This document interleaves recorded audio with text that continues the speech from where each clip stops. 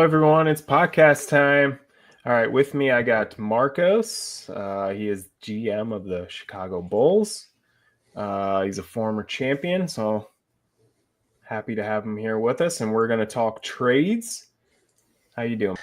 I'm good. If you don't know me from CSL yet, I don't know what you're doing this like 10 past years. I don't know, man. And I'm here with a former champ as well, so well represented, right? Yeah, it just means we've been playing a long time. It just Oh, means we're old, sure. Marcos. No, we're not that good, right? Not good, just old. Just been here a Yeah, while. absolutely. All right. All right, let's jump right into it. All right, so the first trade we're going to talk about here is the trade between the Miami Heat and the New Orleans Pelicans, where the Heat traded out Poku, their first from this year, which is going to be very late, and in from the New Orleans Pelicans, they're getting Mark Williams, Moses Brown, and New Orleans first next year, which is unprotected. I think it's protected. No, I might be Oh no, you're wrong, but right. You're right. You're I right. think it's top 10 I think protected. it's You're right. It is top 10 protected. So let's Yeah, add this in here. So you are correct. Top 10 protected. So that gets rid of a lot of the risk for New Orleans. This absolutely. is why I have you here, Marcus, to keep me on track. Okay. Um, so so this is kind of the, what people are saying from around the league. Um, Silo, who's GM of the Heat, he was mentioning Poku currently sits in the corner 100%, but he should get some new instructions to take advantage of his playmaking and ball handling. Kyrus thinks it's a big mistake by Tim, not pulling any punches there. Kyrus. Andre, GM of the Hawks, he mentioned that it is.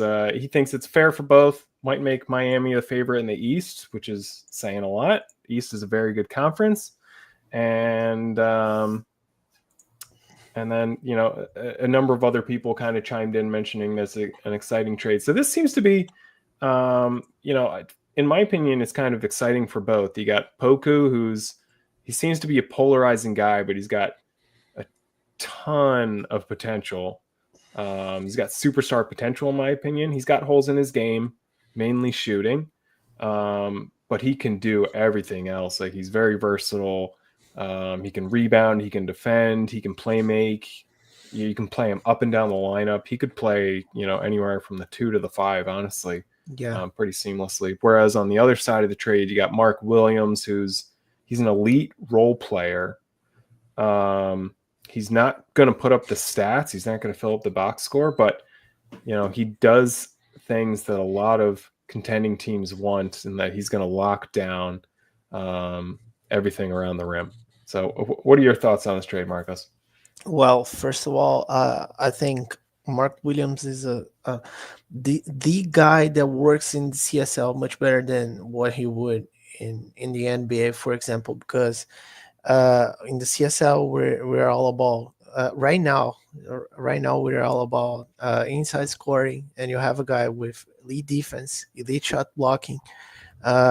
He's also pretty good, not spectacular, but good defensive rebounder. So he protects the rim. He defends plays. He finishes plays, and offensively, he's highly efficient. So that's basically what you want, what you ask out of your big, right? He's not a star. He's not gonna be a star anywhere, anytime. Sorry, but he's the player that wins you games in the current CSL system, where everyone is just focused on scoring inside. Everyone has two traditional bigs right now, except for a few teams. Everyone has Good two point. traditional bigs. So I Yeah, think he's way more important than people realize, even though like his ratings don't suggest he's a star. yeah, he's interesting. He was, notoriously drafted first overall in the Jovic draft, Yeah, which kind of blew everyone's mind away. But it's not his fault that he was drafted number 1 overall. Like, absolutely. he didn't deserve to go number 1, but he definitely deserve to go in the top 3 or 4 Yeah, for the reasons that you mentioned. He's and honestly, I think he's really going to excel in Miami. They love efficiency, like you were mentioning. yeah. He's not going to score 20 points a game, but he's going to be very efficient in the points that he does score. He locks down the paint. He's very good defender. He does a lot of stuff that you Yeah. won't necessarily see on the box score. Yeah. Like he'll deter a lot of guys from even going into the paint, honestly. He blocks shots, This is he nice. rebounds. He's not the best rebounder in the league, but he's a good rebounder. He's just very, very good. And Miami right now has insane front court depth. So they've got Pat and Mark Williams, Jared Allen, Moses Brown, who they just picked up in this too. Who, honestly, I'm pretty sure he was just like salary filler. He Yeah, just made it match. But for much salary more. filler, he brings value. He's another guy. He's kind of like a poor man's Mark Williams. Like he does a lot of the same things. He's not quite as efficient, but he does a lot of the same things. Like he blocks shots. He Yeah, he can doesn't have the defensive rating as well, which correct. might be key, for deterring those inside Mm-hmm. interior heavy teams. Mm-hmm. But But for like he's a good. fourth He's big, useful. He's useful. good. Yeah, yeah, Um, and I know Silo has been after Mark Williams for a while. I know he tried to get him from Willie a number of years, and I know, I have a similar player in Okongwu, and I know like Silo had been after him for a little bit. So he's finally got, this archetype kind of player. So I really like what Miami's doing, and they're really fortifying that front court because a lot of teams, like you mentioned, have the two traditional bigs. So it's yeah. really important to have not just one good defensive center, but At least two, two and bigs, honestly right? 3 or 4. Yeah. But I think the Miami side of this deal is pretty easy to see, right? Mm-hmm. You cut some costs right now with the opportunity to bring Williams back next season as a free agent for less money than Pokusevski took. But I think the most interesting part of this deal is how New Orleans will be able to use Pokusevski to his best. This is key. I Yeah. mean, he's one of the few players that could be.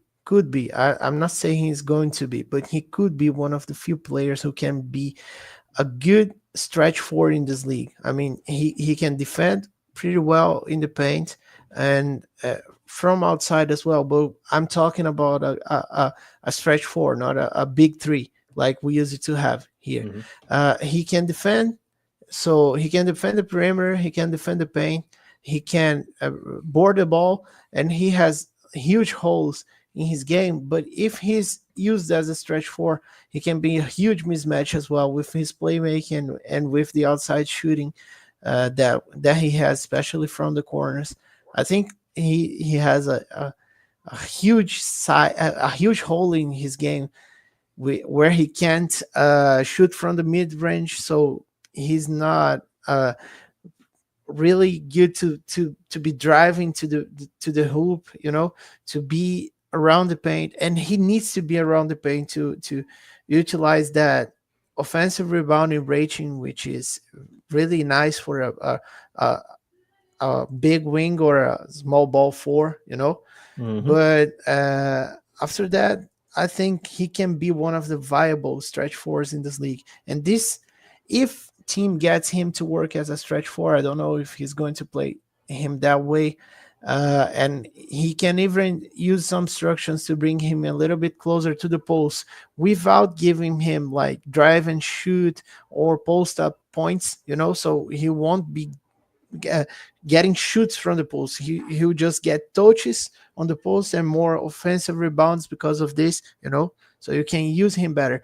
But if you can unlock that potential Pokusevski has being a stretch four, he can like be the let me phrase it that way. He can be the guide to the other teams, so that showing then that having stretch fours, having stretch bigs is also a viable way of winning the CSL.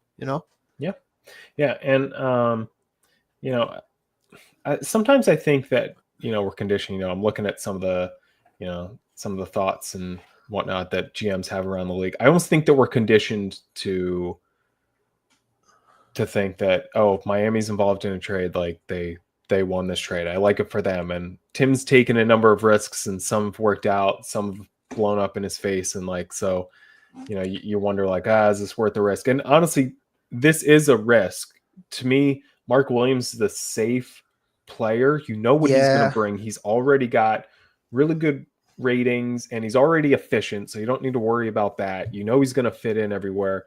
But to me, Poku kind of raises the ceiling on New Orleans. I agree with It's a you. risk, and he'll need to either fix his shooting. Not that it's terrible. I think his true shooting is around like 51% or something. At least it was at around the trade. Right now it's at 52%. So it's not bad. It's actually I'd live with that, especially when you look at everything else he can do. He can pass, handle, rebound, but also like he'll need some instructions to find a balance of how much you want him to shoot. Because if you want him to shoot, he could shoot an absolute ton because his scoring rating's at 75, his pass rating's at 80. So he'll need some instructions there, but he gives New Orleans legit superstar potential because he can do so much. You don't need him. He's not one of those guys that needs to shoot 60% true shooting to bring value, because he can do everything else. He can play shooting guard, he can play small forward, he can play the stretch four, like you mentioned, and he actually is good at the corner. And right now he's 100% from the corner. In my experience, you don't want someone 100% from the corner, but I know Silo said he was just experimenting there. So, Silo's, he's notorious for experimenting, and that's kind of how he's gotten where no one really knows the engine as much as he does. So, but I also think something that's really overlooked with Poku, his discipline is 93. So if you play him down low, there's a lot of bigs that are foul prone, and there's a lot of bigs that draw a lot of fouls. Like if you go up against like Memphis with Fernando or Zion Williamson and Dallas, the list goes on and on. But their bread and butter is like fouling out the opposing big. So if you have Poku and you put him on one of those guys, like even if even if Zion or whatnot goes for a bunch of points, like he's probably not going to foul him out. He's not going to draw nearly as many fouls as he normally does. And that's a big advantage. There's not many bigs with discipline like that. He's basically got the discipline of a really good guard, as opposed to bigs where, we're used to a lot of bigs having discipline of like 60 or 50s, or maybe if you're lucky, like mid 60s. So that's kind of something that's under the radar, but there's just another thing that Poku, has going for him. Absolutely. Now, are you surprised that Miami traded someone with as much potential as Poku? I'm not. Or do you think that that's kind of like a red flag that, this guy was drafted like pick 13, I think. He was, yeah. And everyone knew he had like pick one potential, number one potential. Mm-hmm. But the red flags of his game, the only red flag of his game, which is efficiency, is like number one priority for Silo. So it's not like crazy to believe he traded away Poku. He wants first and foremost, he wants efficient players, bigs who can be around the rim and be efficient like Mark Williams is. So, and Poku, if you look at the player potential database, which is a great tool by Andre, he just he can only shoot from the corners, you know. Mhm. He cannot be a driving force. I mean, you cannot put him in the paint and ask him to draw fouls, even though he has huge usage potential. You know, he can be like a big with lots of touches, but his draw foul rating is meh. You know, Mhm. it's not good enough for to just justify like uh the bad percentages inside. So you absolutely gotta have him around the corner to shoot. You know, you can have him on the post, on the break if he's not shooting the ball. But to shoot the ball, he's only efficient on the corners, and that's a big red flag for Silo. So I'm not surprised at all. Yeah. And so who do you think has had better efficiency this year, Donovan Mitchell or Poku? Not to put you on the spot, just Oh, okay. I I haven't looked at the numbers, that's why I'm but asking you. but oh, that's hard, man. I think you're tricking me right here because I would say Donovan Mitchell because he's a great mid-range shooter. He's found some rhythm, some groove from the 3-point line as well. I would say him, but I think you're tricking me right here. So they're very, very close. That's why I bring it up. But Poku does have a slightly better true shooting. So far this year, his Oh, true nice. shooting is 52.5. Donovan Mitchell's is 51.8. Honestly, that's right around what Donovan Mitchell typically is. Now he scores a lot more. He's scoring 27 points a game this year. But I kind of wanted to highlight that, the league sees Donovan Mitchell as such an elite player, but he's Yeah, but perennial Poku's MVP, efficiency, right? at least right now, he's only been doing it for 1 year in the CSL, but his efficiency right now is right around what Donovan Mitchell's is basically like his career true shooting, at least the last like 4 or 5 years in this engine. And that's not even taking into account all the other stuff that Poku does. So Yeah, but he, there's a huge point. Like you can up Mitchell's volume, and you can do this with Poku. You know, Mhm. because Poku has limited usage. You cannot have him shooting outside of the corner. I mean, and Mitchell can be more versatile, like shooting from mid range, scoring at the rim. You know, even though the efficiency is right up there, the the the the the overall game impact from Mitchell is a lot higher in my opinion. Even though Poku does lots of other stuff, and you don't need every player to be efficient.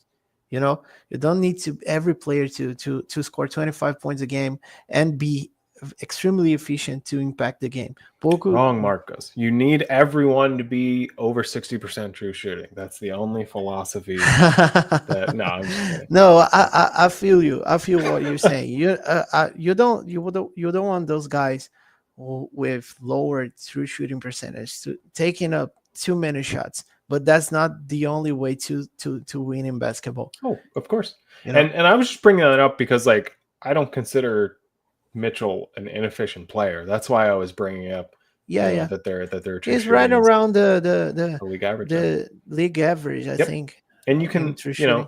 and average is fine as long as you're good in other areas. And Yeah. both Mitchell and Poku are great in several other areas. So, all right, let's move on to the next trade, shall we? Okay. All right. So the next one we got, this is a 3-way between Houston, New Orleans, and Toronto, where Houston traded out. You got Reddish, rookie Walter Ellis, D-leaguer J.D. Davison, and a second rounder from Detroit. And coming in, they've got Maxey. They're reuniting with Bender, and they're getting Gravette. And New Orleans is trading out Maxey and some other guys, mainly for salary reasons, Goga and Gravette. And coming in, they've got Reddish and Davison. And Toronto's pretty minor part of this trade, but they made everything work. They traded out Bender, a guy that really didn't have Any use for a them. future with Toronto. I mean, they're clearly in rebuild mode. So, and they get a an early second rounder in Walter Ellis this past draft. Sorry, he's a rookie, and he was picked in the early second round. I think the third pick in the second round this past year, and they pick up a second this year from Detroit. Just to kind of basically help. So it's basically just free money for them. Yeah. Now this trade had, lots of comments from people in the CSL. John loves the trade for Houston. He thinks that Maxey will thrive on the Rockets. Can't blame him there. But no, John is not a big Reddish fan. He just kind of sees him as just a slightly above average player at best. Roxy loves the trade for Houston, but he does admit that he's got a soft spot for Maxey since he drafted him. Ryan from the Warriors, he mentions that Maxey might put up Monk numbers in Houston. That seems to be a theme. A lot of people are seeing Maxey as like Houston's Monk 2.0. Josh thinks that Tim broke up the team too fast with these trades, if you consider, Mark Williams and now here Maxey, but he thinks the trade is fair. And then Silo is a huge Reddish fan. Thinks he's a significant upgrade defensively. Thinks that Maxey is very overrated and replaceable. And he and he thinks that Houston is tanking, which I've been given Irish shit for that. I hope so. Yes, we'll get into that part of the trade later. That's why I laughed. So it seems like most of the CSL thinks that Houston did really well in this trade. You got a Monk 2.0, and honestly, in my opinion, that's kind of the best landing spot for someone like Maxey. Like, no one knows how to utilize someone like Maxey like Kyrus does. But it's funny that Silo is very much so on the opposite end of the spectrum. He loves this trade for Tim. And honestly, in my opinion, I don't know how much you know about Davison, but he is quite a lot. I really like him. He's a big under the radar guy. I feel like I kind of want to highlight him because I feel like a lot of people, if you didn't scout him, I kept trying to trade into the draft into the second round to get Davison, but I was unsuccessful. But I am a huge fan. I scouted him quite a bit. He's already a good playmaker, and he has upside as a shooter. Like, he has the potential to shoot around 40% from deep, and he can be an above average defender. Like, defense in the high 60s, good steal, solid. Just like, in my opinion, he can be a starting caliber point guard. So he's not just like a end of bench guy. He's a good player. Like, I'm not saying he's going to be a good starting point guard, but I think he's got the that's his ceiling. He could be a starting caliber point guard if everything, kind of hits. And then obviously Reddish, very versatile guy. I'm a big Reddish fan. He's not the sexiest pick, but that's kind of my thoughts. So what do you think about this trade? Do you think it favors one team over another? Oh, it's hard to say it favors one team, because the trade overall is pretty fair. The pieces that are moving make sense for both teams. Like you said, Kyrus will probably max out Maxey's usage and the way he can play. Like Monk. Funny aspect about this trade is we were negotiating to bring Monk back to Houston for Reddish, but it didn't happen for multiple reasons, But it almost happened, and then he went out and got like Monk 2.0 in Maxey, But he's going to make good use of Maxey. But on the other side, I think Reddish is a more complete player, I think even though Maxey might have the sexiest numbers, but Reddish brings the defense. Reddish brings the handling, the playmaking, the ability to play the one, the ability to play the two, the three. So he's more versatile and and he can shoot the ball as well, and is a fantastic shooter from both 3-point range, 3-point areas, from the break, from the corner. So I'm a big, massive Reddish fan, even though he's an impending unrestricted free agent, and there's gonna be some competition for a guy who is going to hit free agency at 28 years old, but but I think the deal overall is fair, but Reddish will add more to New Orleans right now than Maxey will do for Houston. I know, I think Houston has a massive defensive problem, and we're going to discuss more about them in the next deal, I think. But overall, Maxey just adds to this problem. You're removing one of the best defensive pieces of that rotation, along with Gates, who was also traded to Memphis. We're probably going to talk about it as well. Mhm. And you're adding more offense to a team that already has a lot of offense. You have to find a balance, because, for example, my team was top 1 in the league in terms of offensive rating, and top 30 in terms of defensive rating. Mhm. And we were like playing at mediocrity level, so it's hard to envision Houston being able to put a good defensive team around Maxey. So I don't know if his impact is going to be as good as it could be, unlike Reddish, who is going to a team that fits him perfectly, and Yeah, he's going into a much better position. I agree with you, and I think this year, Kyrus is gonna definitely have defensive problems, like you mentioned. I think he was more so not. I think he's more so picking up Maxey for the long run. I think he saw that his team in the beginning of the year, it just has not worked out at all, and I mean, I'm sure he knows, or at least has better theories, but like his team was a 60-win team last year, and his team has just been so bad compared to what they should be or should have been, that I think this is him just completely blowing it up.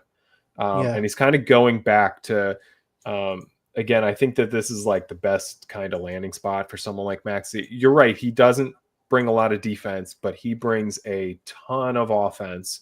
And it is kind of like Monk. Now, he's not going to be, now Monk is, hands down the best 3-point shooter, especially volume 3-point shooter that CSL has ever seen. And Maxey's not going to quite be that, but, there is only one Monk, but he will know how to maximize Maxey, and he knows Monk's not a great defender himself, so he knows kind of how to build around a player like that.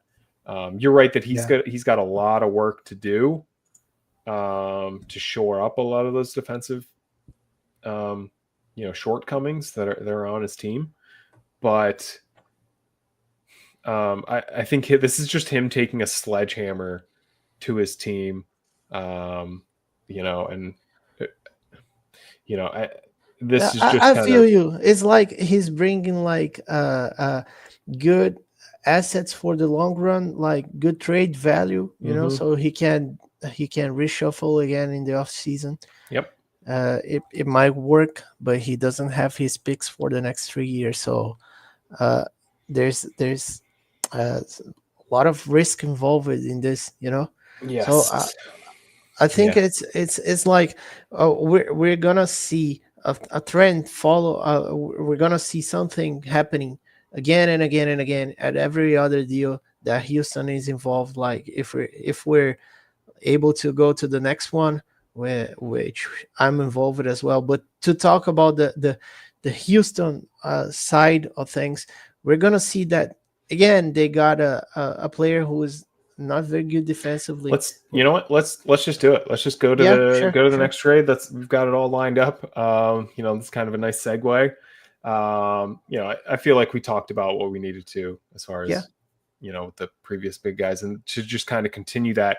So this leads into the next big trade between Chicago, Detroit, New Orleans, and Houston. This one is a mammoth of a trade. So it started out as a three-way and a fourth team got added. But at the end of the day, this is kind of what it looked like. Chicago Bulls had JJJ out, PJ Washington out, Kobe Brown out, a second from Utah a few years from now, and 5 instructions. And coming back for Chicago, they've got Midgard, Moody, 2 firsts, first from Houston and first from New Orleans, and a couple seconds as well. So they pick up a number of assets, kind of a reloading there for Chicago. Detroit was probably more of a minor part of this trade, but still pretty big. They still traded out Moody. In return, they got Isaiah Jackson, PJ Washington, and a late first this year by way of Miami. And then New Orleans had a huge consolidation trade here. They traded out Midgard. They traded out their own first this year, Miami's first that they just acquired, in that trade with Miami that we just talked about, and 2 seconds. One from Phoenix, it's going to be an early one, and one from the Clippers, who's also going to be an early second rounder. And in return, they get JJJ, so they get that upgrade, but they, kind of used up a number of their assets to do it. And then you got Houston Rockets, who they trade out Isaiah Jackson and their own first this year, so we can put those tanking rumors to bed, everyone. Yeah. And in return, they get Kobe Brown. They got a second round pick from Utah a couple years from now, and they got 5 instructions. So, and as you can imagine, people had all sorts of things to say with this trade. A lot of people not a fan of what New Orleans did here. Roxy says not the way to go for New Orleans. Willie of all people is criticizing trades. He goes, "What is New Orleans doing?" Maybe he's enjoying being on the other foot here of crazy trades.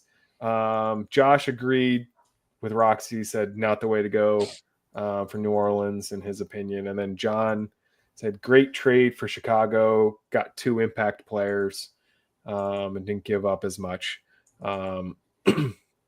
So yeah, to kind of go along with the previous trade, let's start with Houston. Sure.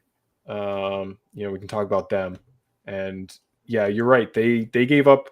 So they gave up Isaiah Jackson, who I have to give credit to Tim on this one. He pointed it out to me. Isaiah Jackson was in like all of Houston's best lineups. So even though Houston was struggling, Isaiah Jackson was a big part of that team. He's a very good defender. So again, they trade out Reddish. They trade out Isaiah Jackson. There's another trade too that I guess we're going to talk about later too, but they also trade out like Gates. So we'll talk about that one next, but trading out a lot of defense. And in this one, they get Kobe Brown, he's a stud, as I'm sure you can talk about. Very good offensively, very good on the glass, and he blocks shots. But yeah, so what are your thoughts on this trade? As you were part of this one. Yeah, I think the trade value for Houston is like amazing. He's given up a first who's going to be at best late lottery first for Kobe Brown, and who's just had a massive jump in terms of overall, not only talent but impact on the game. He was probably my best player all year long, the most consistent one, but he has some flaws in his game. Still, it's a very good value deal, but again, you're bringing up another guy who cannot defend to a team of non-defenders, but Brown is one of the few pieces, I think, along with Maxey, that you can use to build a team around them. If you put together a good defensive team around those 2 guys, they're going to carry you offensively. It may take you a while to do this, and it may take a lot of reshuffling, trading here and there, and trading again and doing it all again because he doesn't have any cap space. He doesn't have his first, so he's gonna have to be very creative to build this team, but put some defensive guys around those two, put a playmaker at the one like they have in Ashton Hagens. I wish they had a little bit better defender at the one, so they could hide Maxi, whatever they wanted. But at the end of the day, I think those two guys, I think it's a good deal for the Houston. Even though they don't have defense, those two guys, Maxi and Brown, are the guys you're gonna build around. So I'm not gonna criticize that deal. I just think the idea of asset accumulation is good, but it's risky, But it's a good deal overall. Yeah, at first when I look at this, I thought they got Kobe Brown pretty light. Like they didn't give up a ton for him. Like Isaiah Jackson is a good player, but he's a role player. Kobe Brown's obviously much more of an impact player. But I think it's because I'm used to Houston firsts not being super valuable. And right now, that first, it really depends on how they do the rest of the year. If that pick ends up in the lottery and jumps or whatnot, like Houston could easily come out the loser in this trade, which is saying something because Kobe Brown's a really, really good player. Yeah. But like you mentioned, they've got a lot of holes on their team. Happens. We know this. It's very, very unlikely. Well, people jump all the time.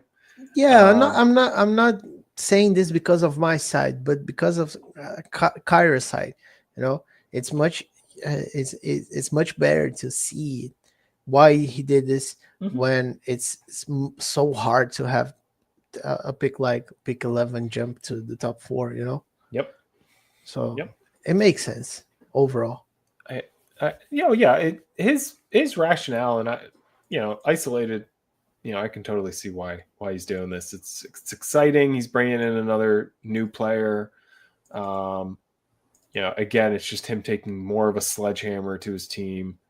And he's no interest in tanking, as we can see. So I totally get it. So now New Orleans, they were kind of someone that a lot of people around the league were pretty critical of. So as we can see here, they certainly gave up a lot. They basically gave up 1 late first, 2 early seconds, and their own first this year, which is somewhere in the middle. Yeah. At the moment, but and Midgard's a good player as well. Kind of underrated. Now, I think his contract is a little more expensive than you'd like it to be, but he is a good player.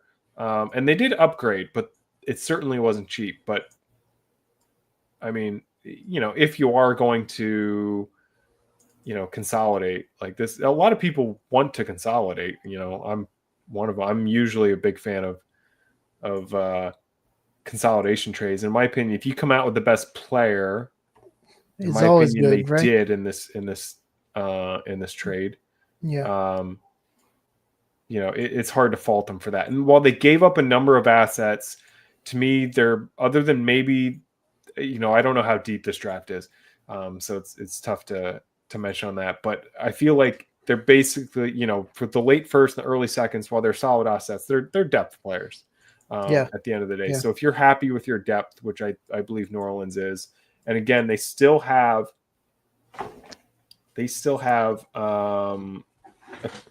an Orlando Magic first this year, so they're going to have absolutely a high first. So they still got pieces. They just, they probably didn't want 16 different rookies this year, so that's probably why they gave up a bunch of the lower picks. So they could do here. So I actually don't mind it. I think once you get past the sticker shock of like, whoa, they paid that much to upgrade from Midgard to JJJ, but it's like, look, that's what you got to do to get a player like JJJ. I agree with you. I can access this from both my point of view and his at the same time. And for me, the idea is that I had to get more assets. I had to get more flexibility, more trade pieces, more ways to go, because my team wasn't working out. But I was happy staying with the team, staying with JJ or Kobe Brown or whatever. Mhm. So when I reached out to team and I was asking for players like Scottie Pippen or for example Olivier Maxence Prosper, he was pretty clear he wasn't going to do those guys. And he wasn't going to do the Orlando Magic first as well. Yeah. So I said, okay, we're going to do this by your terms. Your top prospects. You don't have to give them up. No problem. I don't think there's a problem with this. But I'm gonna make you give me a ton of mid-tier assets, lower-tier assets, so I can at least justify trading the best player in the deal. So in the end, I think he got the upgrade. I got a pretty solid player in return and lots of assets to trade. I have much more flexibility. He has enough depth. He kept all his best players, all the players he wanted. So I think overall, at the end of the day, his team's gonna be better. This makes the deal for Pokusevski look even better, in my opinion, because it's a win now deal, and this is a follow up on this, and they still have their best assets available for trade. So why not? Yeah, honestly, I like the trajectory of this squad. He loaded up on, now that we've looked at a bunch of New Orleans deals here, they loaded up on versatile two-way players. They brought in JJJ, Cam Reddish, Poku, and Davison's more of a guy of the future, but he's another one that's probably going to be like a two-way guard. So they've got a lot of versatility and a lot of defense. And they still have Orlando firsts, like we touched upon. So he's still got more to add to this team. They're going to compete now and in the future, in my opinion. Like, to me, they gave up, like you mentioned, a lot of mid-tier assets. Not bad ones. It's not like they're just throw-ins. Like, even early seconds, they're valuable. Yeah. But you only have so many roster spots. So to me, it makes sense. They brought in a lot of these good two-way defenders, and I think they're a team to watch out for. I agree with you. I agree. Even though I have their pick this year, but they don't have their pick next year anyway. So, and Tatum is playing like an MVP candidate. So, bringing back better players around him, better players that we'll have him shine. We'll have him score even more. We'll pass him the ball much better. There are lots of playmakers in this team. There's lots of defense around Tatum. So I think it makes sense overall. It's one of the best starting units in terms of fit, in the league. Of course, my starting lineup also fit very well and didn't work out. So everything can happen. I'm not saying this is going to be a title team. I'm just saying on paper it looks very good. So I like what team did overall.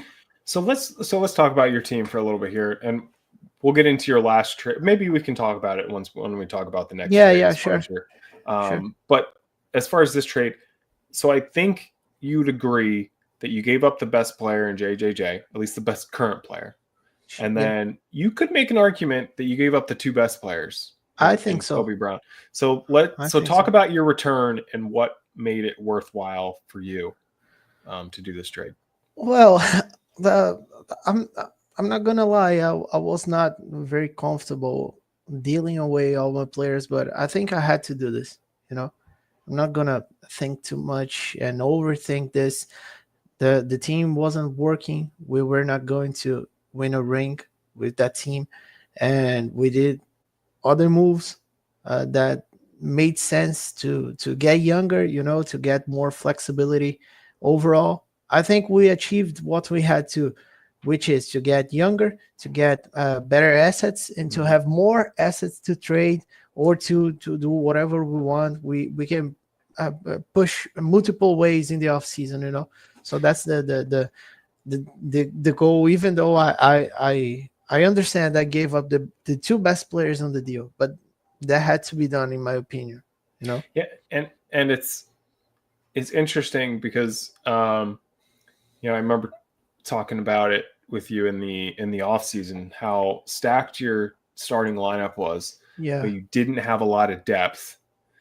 And this trade will really help your depth going forward. absolutely. You picked up probably two starters, Mickard and Moody. If Moody's not a starter, he's a very early bench player. He's a very good player. And then you've got 4 picks in this upcoming draft, and probably you're in the top 35. So you also picked up 4 top 35. Yeah. So like in one year alone, like you pretty much, you know, addressed your depth issues, and but with some high end potential. Like we'll see what happens with that Houston pick. With my pick as you well, never know. I might miss the playoffs now and get a better pick, you know. Sure. I just won a game. I saw the same results right now. Just Don't won a tell me. game, but really, I'm not playing to tank. I'm playing to make the playoffs. I'm playing to win games. But now I think my chances are much lower now, right? Yeah, I agree. And now, did Kobe Brown's upcoming free agency, RFA free agency, did that play a factor in this trade for you? Well, I'm not gonna lie. I didn't want to pay him what I think his worth. I mean, I think he's gonna get maxed or close to that. I wasn't comfortable because of the red flags, but I wouldn't have any problems paying him as well. Just went another road, and in the next deal, if we're gonna push it through the next deal, and Detroit and myself are included in the next deal, so we can talk more about that as well.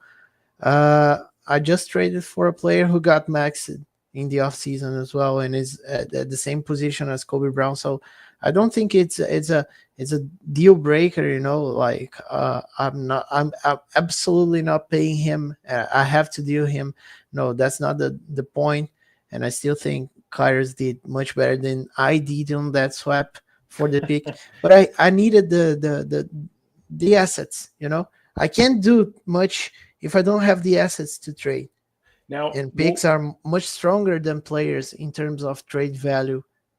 So yeah, I think it was a nice.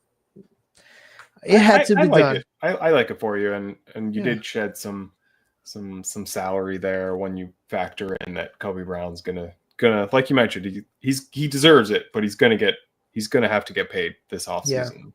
Next offseason, not this one. Now before we jump into the next trade real quick, just to touch upon the Pistons here. Do you like this trade for the Pistons? Out was Moody, in was Jackson and a late first. No, Moody wasn't getting any play time, you know, and the next deal makes this one look much better, in my opinion, because they're trading a lot of interior depth. Likely their top 1 or top 2 player in Tillman for assets that the primary asset on the other trade is Zachary Researcher. I don't know his name, but he's a very fine wing, but he would need interior depth with this deal. So he's getting Isaiah Jackson, who's going to play a very good role for them. That defensive anchor that is very important, alongside a great rebounder, you know. And they got the first as well. They traded out a player that he was buried in their depth, you know. So I don't see problems in this deal. I think it's a very fine deal for a player we're not going to use, and they have lots of cap problems as well. So every play counts in their team. Yeah, and like you mentioned, it just looks like Moody wasn't playing a ton on Detroit. He was kind of lost he's a talented player, but he was just kind of lost in, because Detroit has so many depth players in it. And it looks like, you know, and I don't blame them.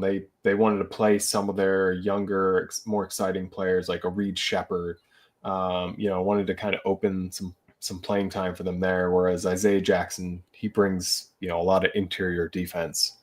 So they'll actually use him, and like you mentioned, pick up a late first in the process, which, Yeah. you know, I think long term this makes sense. You know, short term it might not, but long term, once you see the next 3 or 4 years, when you shred some salary and get a useful player for them, when for example PJ Washington is not there anymore, when for example Ivan Brab, who's coming from another deal, is not there anymore, you know, Isaiah Jackson will make more sense than Moody, and the first on top of it makes the value like close to even, you know. Yeah. Yep.